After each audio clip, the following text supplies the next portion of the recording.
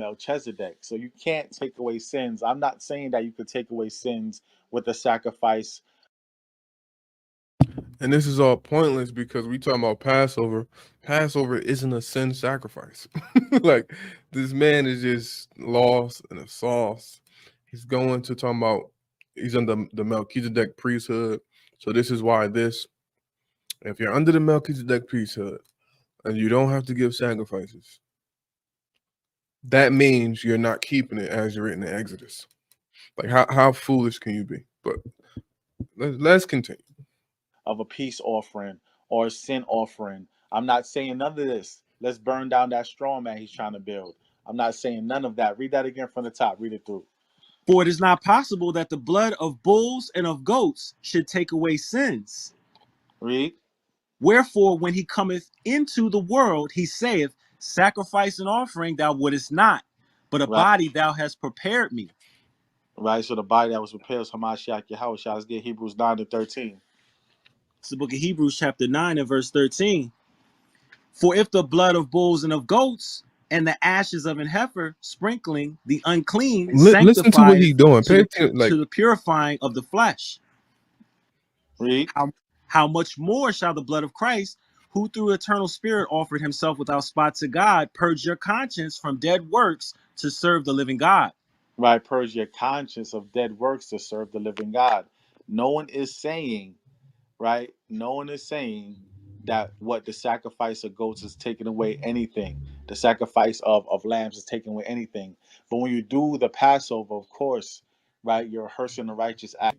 what does the Passover lamb, the Passover sacrifice, have to do with taking away sin? Someone put that in the chat for me. Let me know, what does the Passover lamb sacrifice has to do with taking away sin? What is this man talking about? And this be the deacons and the leaders and the teachers at these camps. Let's get Judges 5-11 right quick. The book of Judges chapter 5 and verse 11.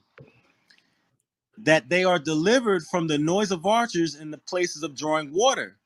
There they shall rehearse the righteous acts of the Lord, even the righteous acts toward the inhabitants of his villages in Israel.